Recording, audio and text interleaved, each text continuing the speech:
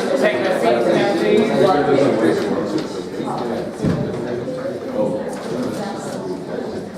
I'll hand back over to Nadine.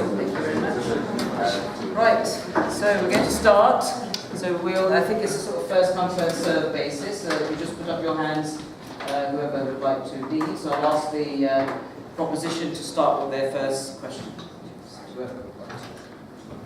So the way we decided we would organize this is that as a team we would go through the opposition's arguments one by one and give our counter arguments. So first off, after Jasmine's great introduction, Jay came up and he spoke, and he talked about giving privileges and rights to minorities that don't necessarily mean them, giving privileges and rights to people that aren't up to the standard. So how we'd like to address that is to explain that that's not at all what positive action is about. And he mentioned in his own speech that positive action includes the way that people, their own qualifications, the way that people are qualified outside of their race. It just takes into account an extra consideration of their race and the disadvantages that they face and the extra consideration that they'll be able to give to society once they're in their positions. He also talked a lot about the way that it makes minority groups feel bad. We'd like to respond to this by pointing out that discrimination already makes minority groups feel bad, and putting them in positions and helping them use their own potential, which they already have, and using their own qualifications to get to these situations that they might not be able to because of implicit bias and other racism, only gives them an extra stepping point to where they would already be. And that institutions should look for people because of their brilliance, and everybody is equally qualified for these positions. It's just race is considered. So something else he addressed is that the powerful and wealthy can make their way up to the top on their own. We would like to point out that this is not necessarily the case at all, and that, as Jess explained in her argument, economic circumstances and disadvantages do tend to keep people down. Not having a good education, for example, keeps people from being able to get up to their higher education, and the inability for many people to afford university and other things that so many people take for granted is very, very hard to help people get up to the top. So something else he mentioned is that many of these people apparently go to crime. We would like to point out that that is not the case. That tends to be more of a logical fallacy, and generalization of a small part of minorities is not actually what we're here to talk about. So thank you, and I'd like to, pass this on to other members of my group. Okay, so before we do that, can we get a response from the opposition, please?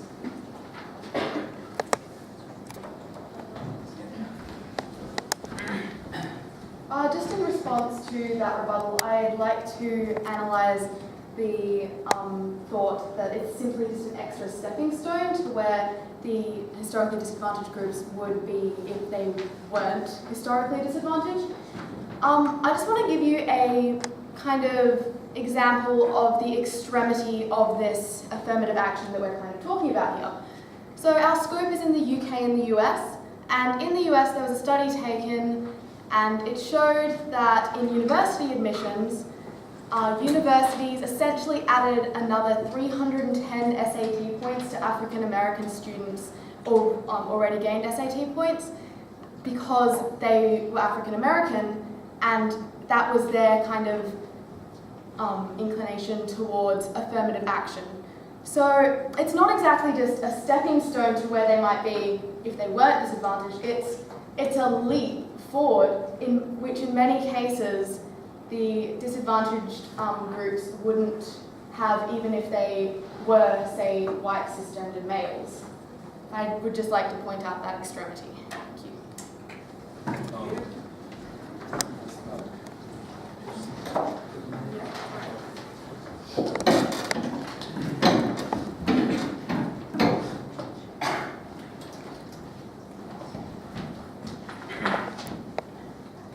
So Jasmine's piece of rebuttal was particularly interesting. A few things on that though. I think that firstly, you would really have to determine the sort of communities that these black people came from to really determine whether or not they would have been in those positions had they not been African American. We think that obviously that study is, while a great example of, if true, is not necessarily conducive to showing that. overall, minority groups don't experience large amounts of disadvantage. But moreover, we heard a lot from the opposition team about how organic change was a suitable counter-model or counter-implementation to make. Firstly, we'd like to point out that's not a counter-model, that's just sitting around and hoping something extra is going to happen. But also, we would say that that doesn't necessarily work. We'd ask the opposition to point to one instance in history where sitting around and waiting for time to pass worked without any sort of backup from the legislation. Like, people in shackles during slavery didn't hope that somehow their slave owners were going to just decide that racism wasn't okay. Like, thank you. Women wanting to get the vote didn't hope that men would suddenly decide to give it to them. They took drastic measures. They made sure that legislation was passed in their favour. And so we think that, like, the Equality Act is a perfect example of legislation where that works. And we don't think that organic change is a pseudo-countermeasure. If the opposition has any sort of scenario as to where that wasn't the case, we'd be very thankful to hear it. But yes, unless they have a different sort of countermeasure, we would say that organic change is really not a suitable countermeasure at all, and that positive action certainly improves, if not fixes, the issue to do with employment at universities.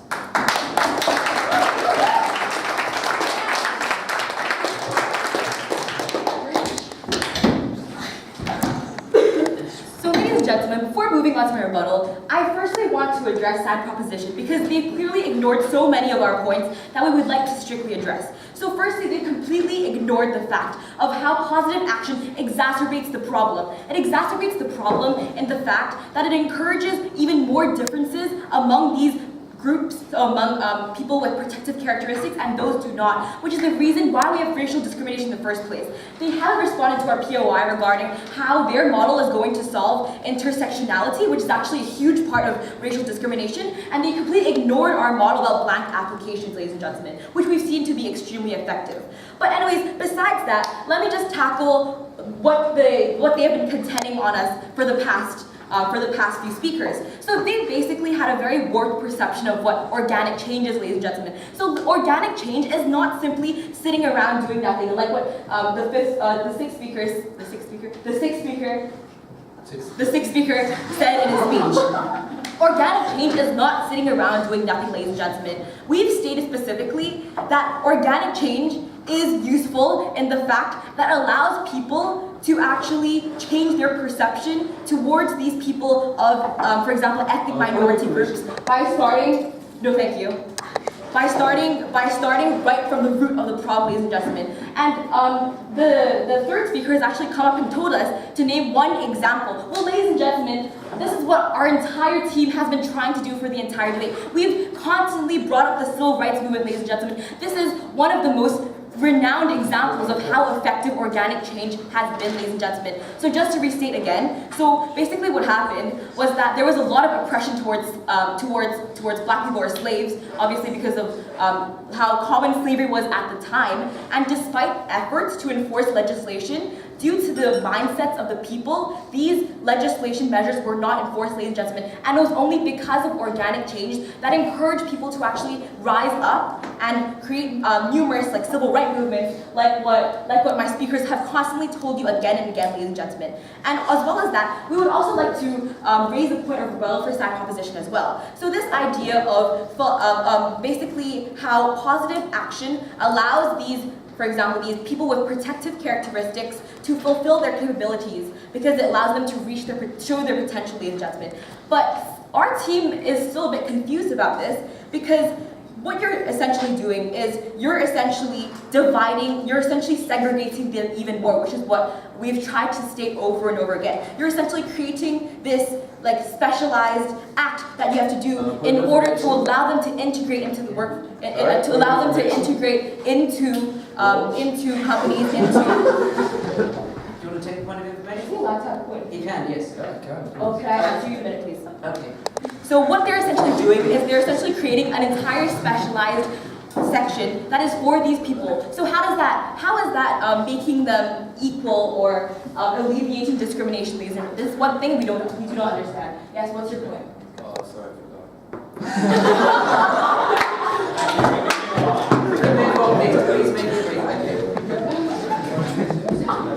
Okay, hello again. I would like to address address what Vienna's just been talking about. So one of her main points that she just brought up is that positive action exacerbates the problem by encouraging further discrimination, claiming that it doesn't address the root cause. So something that our team's been pointing out throughout this debate is that one of the main root causes of discrimination is the history of discrimination and giving disadvantages to so many of these minority groups. So we brought up the point of implicit bias, which is the idea that we all have bias in our minds that might not necessarily be conscious that we act upon, whether this is in admission sessions, whether this is in bringing people into workplaces and giving people jobs. So the way that we've described that positive action actually addresses this is by changing the mindsets of people. As people see more and more minorities within workplaces, within schools, they recognize that minorities are capable of being equally smart, of breaking the barriers that have historically kept them from being there. So on that note, it gives a role model for so many other minorities. Excuse me, I'm about to continue and explain more. It provides a role model for many minorities who don't necessarily see so many people like them in the workplace in higher level situations. For example, women, so many places don't have women leaders. It's important to see that women are capable of achieving such high level positions. And the same goes for so many other minorities. So moving on to your question, about intersectionality, it does, in a way, address intersectionality. That is a problem, and it's not perfect. But the way that we've described, the way that we've presented positive action, the way that both teams agree, is that it's a holistic process. It takes everything into account, and it's not just looking at people and saying, well, this minority is better than this. It's taking into account who they are, their background, the advantages they've been given in society, their achievements, and everything in that. It's not just saying, oh, well, this minority is better than this minority. It's not just saying, well, this person's a minority, so he automatically gets it. It's not that. It's a holistic process. Moving on to what the other team has discussed. Sorry, can we wrap this up? Yes, Thank you. We don't want to really speech, we just want you to get some. Well, I'll wrap it up there. I'll let my other team members talk about this later, but I'll give the other opposition a chance to respond to them.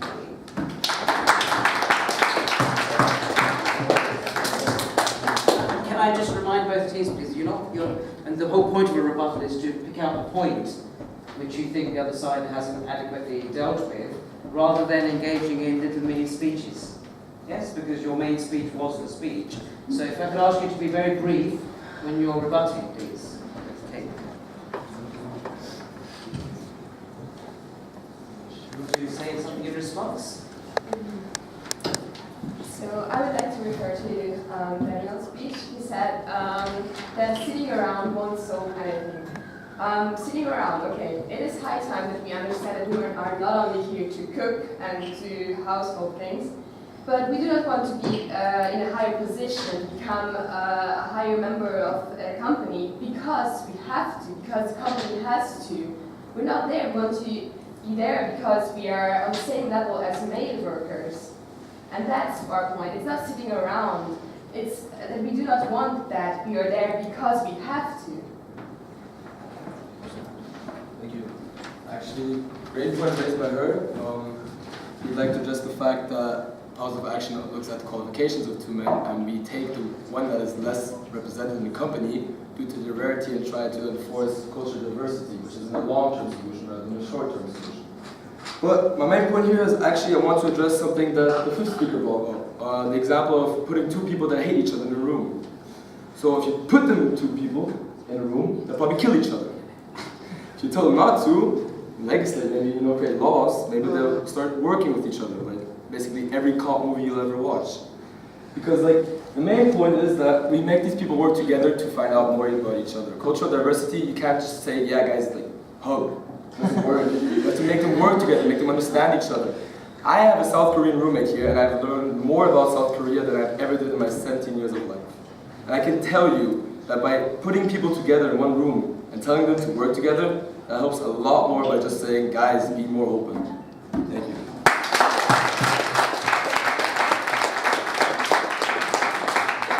Right, we're going to have to sort of speed things up a little bit, okay? So if we can try and just narrow down a few points, because we have to, we have to be careful about the time. If I could get the two teams to just ask one or two more further questions if they need to, and then I'm afraid we're going to have to ask the audience for questions, okay? So, because we're going to have to wrap things up. So, just if you get your final questions, please.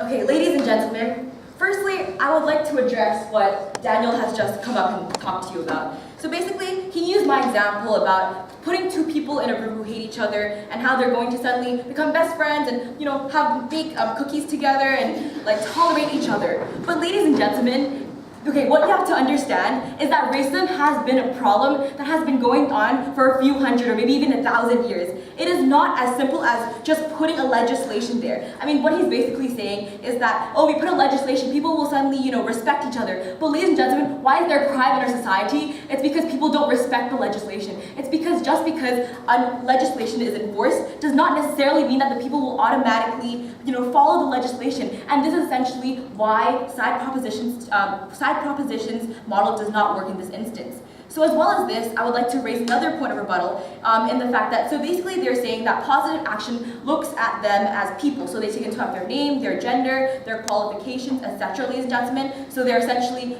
placing them in a situation that allows them to compete with, for example, the standard of a white man. But ladies and gentlemen, at the end of the day, what side opposition sees is that these equality targets are simply just indirect way of enforcing quotas onto the society, ladies and gentlemen. Because at the end of the day, these companies have to tick boxes. They have to tick boxes to show that they are racially diverse by having, for example, 3 more black people in the company. And we see that what both teams must achieve is not to have as many, I think 3 or 4 black people, but ultimately to actually solve the problem at its core. Thank you.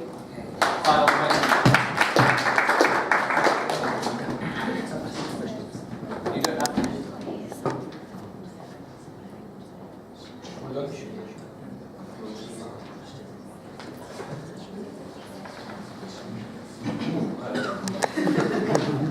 So, hey guys. Quick point of the speakers. I know you brought up quotas because positive action has actually nothing to do with quotas. So, that's weird. Either way, we'd just like to say that in the end, positive action, we know it's not the best, not the final solution, but they're talking about racism here. We're not trying to solve the problem of racism. We're just trying to, have more cultural diversity in our workplace. And you can't just say that, try to change people's mindset through naturally occurring events. I don't even know what that's supposed to mean, honestly. So, all I'm trying to say in the end is that this, positive action is the right mindset because we start making people accept the fact that other ethnic minorities are just as qualified as us and can do the job just as good as a white male. The woman might even be better. I mean, look at the recent BBC scandal where I think the top 7 TV hosts were 10 times more paid than their female co-workers. I mean, that's a joke. And then saying that we're supposed to accept that and wait until the BBC pays them more, that's even more of a joke. No, we need law to ensure that people are treated equally. And maybe that's not a short-term solution, but it is a long-term one. And maybe once people start working, together and accepting the fact that blacks or Afro-Americans, and females can do the job just as well as me, the white male, can do, then maybe we can finally have an equal society. Thank you.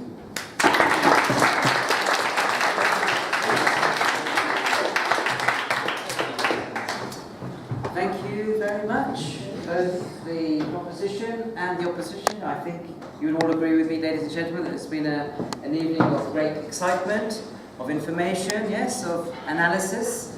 And now we will open the floor to questions. Okay, so I'm sure you've been thinking about questions. I think 15 minutes. 15 minutes. If you could raise your hand if you have a question. Yes, so think about the really it's political, it's philosophical, economic. So let's start with the first question. You can address the question to individuals or to the entire team. So, okay, gentleman here at the front. Okay, stand up, please. Stand up. Good. Okay, so this is, I guess, a question to team opposition. So you've talked about how you don't believe that legislature actually can make a difference. And I'm just a little confused what actual, and you've talked about all the things that positive action doesn't address, but what actual concrete changes do you guys plan to make to actually address those issues that you think positive action can address? So just one of you, please, if you could answer that for team opposition.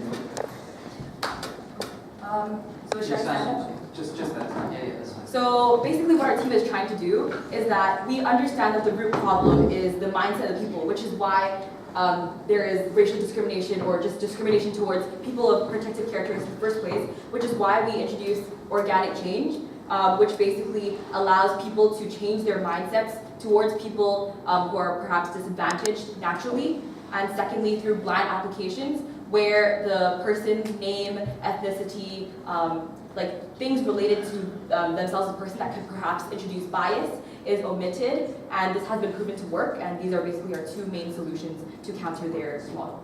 Right. Okay, yes, lady over there. Well, when you say organic change, are you just hoping to wait until people change their mind, or like by taking away the legislature, are you like going to put some place of education or like more information about other minorities that could help people who are racist or like biased change their mind? Again, another question for the opposition. So organic change ultimately, okay, I'm just going to clarify it once and for all. So organic change is not simply just sitting around doing nothing. Organic change is ultimately what you're essentially doing is you're not forcing the people to have to, there's no way that you can force people to suddenly tolerate each other if it's been a few hundred years of oppression, which is what both teams have established. And we see that organic change, this is not simply just sitting around doing nothing. What it essentially is that we're taking away that pressure that actually causes them to actually resent each other. And instead we're providing them a more comfortable environment in order for them to do this. And we're actually, we're not just doing that, we're also having blind applications in order to increase objectivity. Right, okay, do you just want to respond to that very quickly? Yeah, well, you kind of just came up with that blind application, I didn't hear it in any of your previous point. And also by taking away the pressure, are you positive that will change the people's mindset? Because are you positive it will lead to positive change? Yeah, yes, because throughout our entire event we talk about the civil rights movement, and organic change is ultimately how the civil rights movement already started, which ended slavery for a lot of people. Okay, civil rights movement was organic. At the back, lady at the back with sunglasses, yes? Oh, that's me. Yeah. So a question to the proposition. Do you think that the focus on positive change in universities has the problem of being ageist? Being what? Ageist. Basically, it really only helps younger people. Is there people we haven't of addressed the issue of whether discrimination also applies to people of a certain age as well. So basically, Yeah. basically, you're more likely Wants to to have answer the the question freedom of to ageism. So really what the legislation says is that any historically sort of disadvantaged group would be eligible for sort of positive action. So I suppose if you could prove that people who of older status perhaps were disadvantaged, then they would definitely be eligible under that sort of those sort of policies. So yeah, absolutely. Okay, good. Yes, young man at the front here. Yeah, back to organic change, because I still don't feel like this is clarified enough. When you mentioned it's a change of the perception, but you actually never stated how their perceptions actually change. And you also mentioned civil rights as a form of an organic movement. But do you actually conscious of the fact of how long it took, how many wasted generations there were in the meantime of this? And so you're willing to give up so much time for a method that might not ever come? The question again, back to the... I'd just like to distinct three different categories of kind of change. So we've got governmental change, institutional change, and social change. So our organic model comes under the social change category, and the legislation is governmental change. And the three don't really play in each other. So just simply having governmental change in the form of legislation isn't going to affect the social change that we're wanting in order to change the perceptions of people. So we understand the necessity of kind of speeding up that process, which is why we've also introduced the idea of blind applications.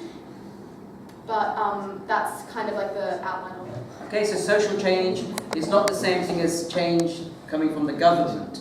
Okay, that's the essence of that argument. So yes, young man, you had your hand up earlier. Could you ask a question? Yes. Yeah, I just wanted to know if you, the opposition thinks about organic change. Don't you think when you put two people to work together, they can really see that the minority is just capable as you are, and then it speeds up the organic change? Did we understand that question? Could you? So in other words, the minority person sits with the person from the dominant group. Yeah, as equal with the same capacities. Is equal of the same capacities, yes. Showing that he has like the same abilities. The same abilities. Showing that they shouldn't be discriminated and they should be treated as equal, boosting Yes. the organic change, like a combo. You think that introduces organic change if they sit together, work together? Yeah. But that is what the opposition is arguing. No, sir. I'm saying He's saying that by introducing law where they work together, where they're forced to work together, that will introduce organic change since they're going to be working together. Maybe the white man will realize that. Otherwise, it's just. Okay, right. Okay. So the question is that it can only be established through legislation, through law, and it doesn't necessarily require social change. Then Yeah. you think it requires legal change, Yeah. change in the legal constitution, or right? Okay. Yes. Okay, and we keep coming back. Yes. Yes. Stand up. Just stand up and just clarify again once more. Is it against the opposition? Yeah. Right. Sorry, I know we keep coming back to this, but I'm really Yes, confused. excuse me. So you talk about taking the pressure off and trying to reduce discrimination. I think that's a really great idea, and it's, I mean, obviously it's ideal, but you haven't mentioned, other than blind applications, what like concrete actions you want to take to actually, you keep talking about I think relieving that's pressure. more or less the same question that you Yeah. asked last time. So I think she's already answered that one. I think, is that right? Unless you want to say something quickly. Can I refer back to the Yeah, last yes, question? yes. Yeah. So let's consider the words, two different words, can and you have to. How does that make you feel? If you have to do something, you have a different kind of attitude towards doing that. And if you can do it, you have, again, another attitude to doing that.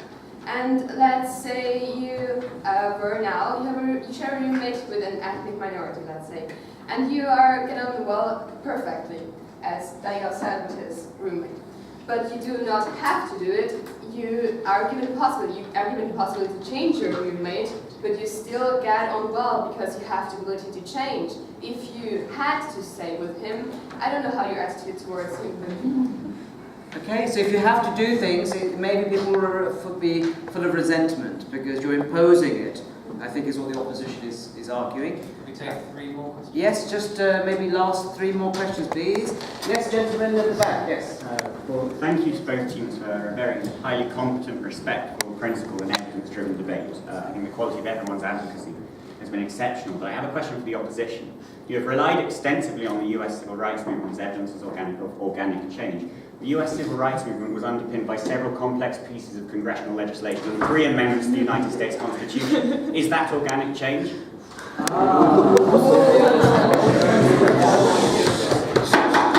So in other words, the argument is that the civil rights movement was underscored by legislation, actually.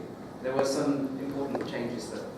Yes, we completely see that the civil rights movement was kind of like essentially pushed forward with legislation, but in especially the start of the civil rights movement in America, there was a lot of resentment towards the African American community, of course, which meant that the people enforcing this legislation were also discriminatory. So in many cases, the legislation wasn't enforced in the right ways because essentially, like people in the southern states, in legislation, it was said that they were given the right to vote, but in reality, the people kind of controlling this voting system wouldn't let them vote. So it was only until the organic change of the civil rights movement and the people's kind of push for change in themselves and the society did the legislation become accepted. Okay, there you go. Any more? Okay, gentleman at the front there. Yeah. Don't you think that Trump's election clearly illustrates a desperate need for a change in society like positive action? And don't you think that due to the fact that the concept of positive action is actually being proposed in the first place is because your model of organic change has failed? Okay, so again, a question back to the opposition. Opposition is getting a lot of questions today. So is it the case that Trump's election has made it necessary for positive action. Can I just say that, okay, so regarding the US presidency, so there was actually a lot of, so I'll move on to your point later, but there was actually a lot of affirmative action that caused Obama to be elected. So he's like an African American individual. So, which would mean that he would not be likely to be elected in the first place. However, despite the fact that such positive action was implemented, next, like using your example, so Trump was elected. He's a racist, basically a white man. So this essentially proves that positive action is only effective in the short term, because later on, they voted still like the racist white man. Like the same stereotype comes again and again, which basically proves our point about how their model is simply only in the short term and not in the long term. Thank you. Okay, so it's just a short-term measure. Okay, we only have time for perhaps one more question. So, because we're really running out of time. No, somebody else, please. If perhaps a couple of you have had 2 questions already.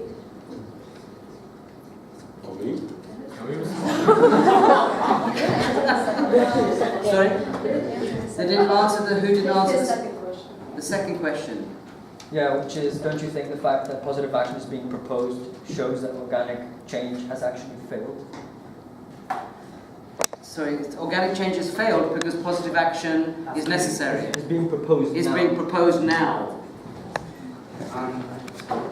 You know, this affirmative action was here not for a short time, you know. And to take another step to our way, it's so new. You don't know it, you do not trust it. I understand it. But just think, if we're gonna stay doing the same thing, I understand you do not trust what I'm saying. You trust them because their model is more reliable. But in my previous example of history of affirmative action, I showed that it didn't work. If you try to take a step, you don't know where it is. Is it a hole? Is it a mountain? It's risky, I know, but maybe you should take it risky rather than repeating the mistake. You can choose your own way. I just don't know what to add. Thank you for it.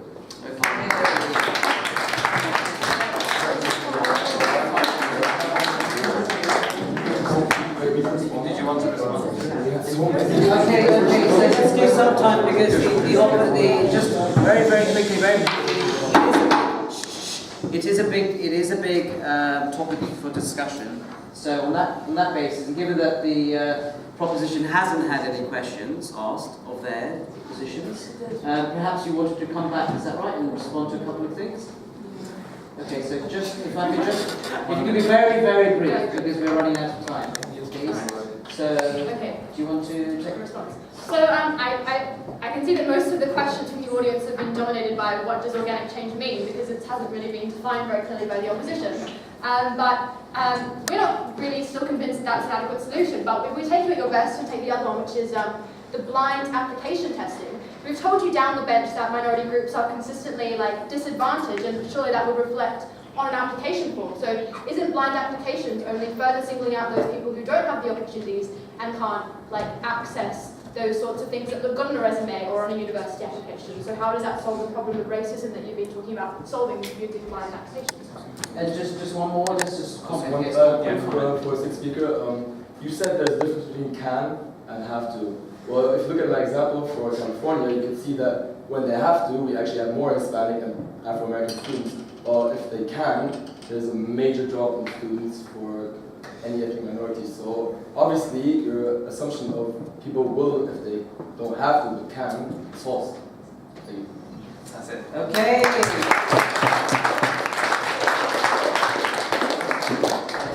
We're now going to take a vote by show of hands. If I could ask all of the speakers to leave the room through the exit that way, or through the recording there, and we'll